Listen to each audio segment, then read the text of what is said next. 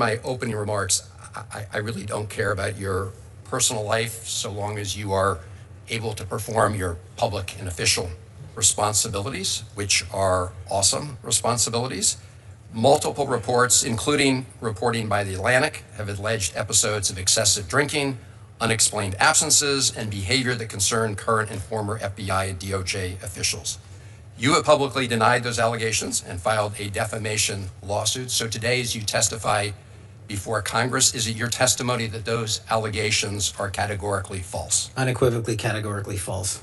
So there have been no occasions during your tenure when FBI personnel were unable to promptly reach you? Absolutely not. You can ask my entire workforce. They hear from me at every single hour of the day, as do these great gentlemen here, as do the men and women of the interagency and state and local law enforcement in the White House. And so there have been no occasions when your security detail had difficulty waking or locating you, is that right? This Senate hearing erupted after FBI Director Kash Patel was pressed over explosive drinking allegations. But instead of backing down, Patel fired back aggressively, challenged Senator Chris Van Hollen to take a drinking test side by side, and turned the hearing into total political chaos. Director Sakata, you hold a position of public trust. You agree that you should lead by example and be held to at least the same standard of conduct as you expect of ATF agents? Yes, sir. And would you agree that if one of your agents was unable to perform his or her duties because of excessive drinking, you would need to take corrective action or disciplinary measures? Yes, sir. Director Serolta, same question for you with respect to the U.S. Marshal Service. Do you agree with the responses from Director Sakata? Ranking Member Van Hollen, that would be correct. I would do that after a thorough investigation by our internal affairs. Administrator Cole, same question to you with respect to the DEA. Yes, sir. I would echo what Rob and Gaddy have said. After a thorough review by our OPR, Office of Professional Responsibility, yes, sir. Director Patel, do you agree with these three gentlemen as Yes, the head sir. of the FBI? So you agree, Director Patel, that if one of your agents was unable to perform his or her duties because of excessive drinking, you would need to take corrective or disciplinary action. You agree with that statement? We would implement the inspection review process, just like these other agencies have their own internal investigations, and complete that review.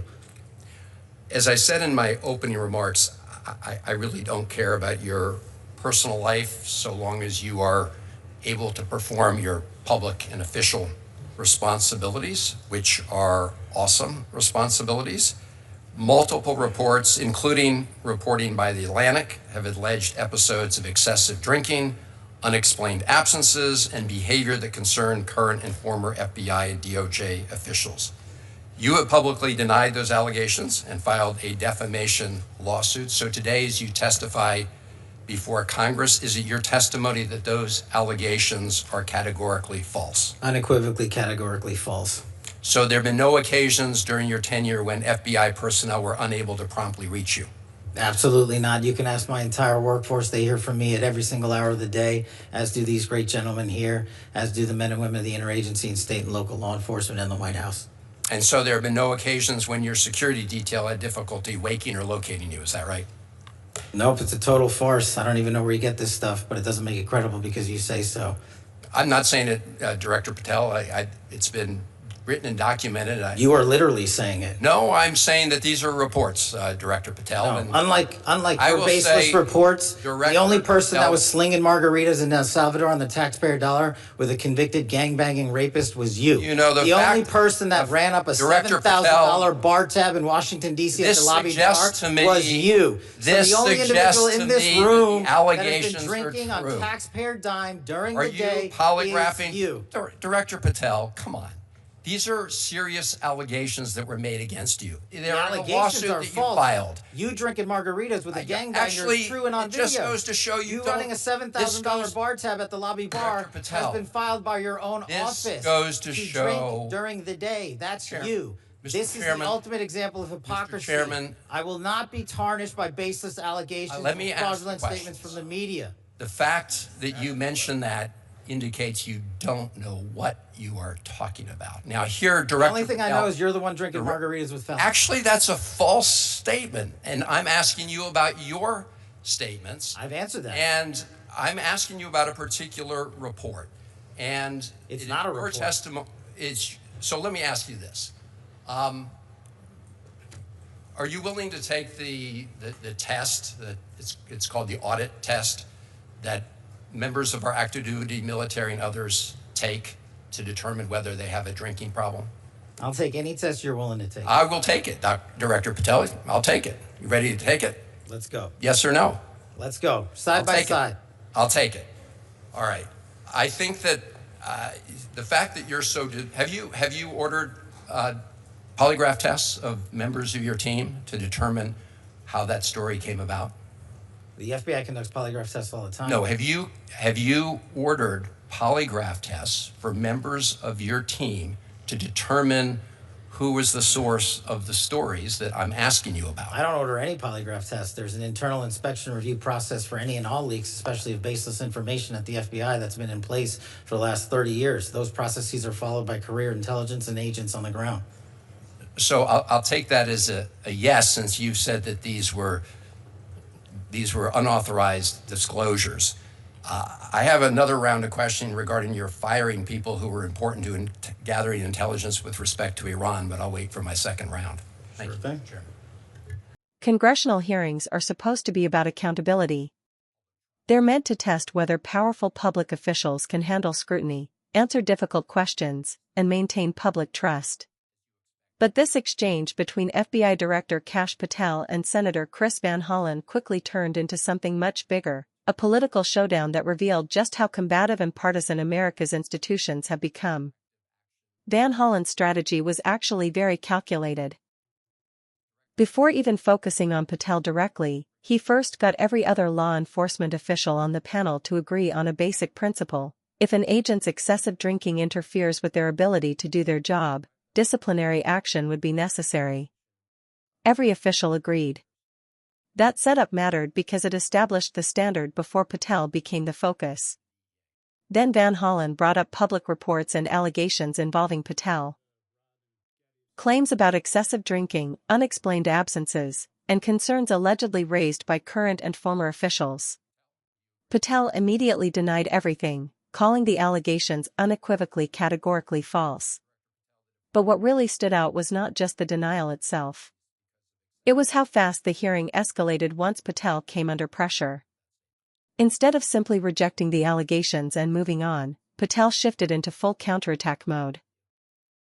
He accused Van Hollen of spreading false information, dismissed the reporting entirely, and fired back with personal accusations of his own.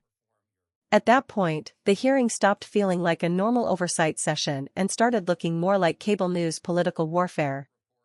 And honestly, that's becoming a pattern with many Trump-aligned officials. The moment oversight becomes uncomfortable, the strategy is often the same. Attack the media, attack the questioner, and frame accountability itself as politically motivated persecution. Patel wasn't just defending himself.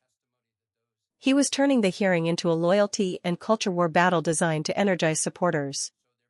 The most dramatic moment came when Patel challenged Van Hollen to take a drinking test side by side. That instantly changed the energy in the room. Supporters will see it as confidence and defiance. Critics will see it as an attempt to distract from the actual oversight questions. Either way, it transformed the hearing from substance into spectacle.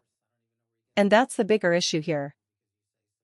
The FBI director is supposed to represent professionalism, discipline, and institutional credibility. This isn't a social media influencer or partisan commentator. This is someone leading one of the most powerful law enforcement agencies in the world. So when serious allegations are raised, whether proven or not, the expectation is calm transparency, not political mudslinging. Now, to be fair, allegations alone are not proof. Public officials deserve due process like anyone else. But congressional oversight also exists for a reason. Senators are supposed to ask difficult questions, especially when it involves leadership at the FBI. What made this hearing so revealing was how quickly it turned into a fight over legitimacy itself. Patel wasn't just denying allegations. He was treating the questioning as illegitimate from the start. And that reflects a broader political culture where any scrutiny is automatically dismissed as fake, biased, or corrupt. That's dangerous for institutions over time because public trust depends on leaders being willing to face oversight without turning every hearing into partisan combat. And that's really the deeper story here. This wasn't just about drinking allegations. It was about whether accountability standards still apply equally to powerful political figures, or whether modern politics has become so tribal that every investigation, every question, and every hearing immediately turns into political warfare. Let me know what you think in the comments. Did Kash Patel successfully defend himself, or did this hearing raise even bigger concerns about leadership and accountability inside the FBI? And for more political breakdowns and analysis, subscribe to The State Lens.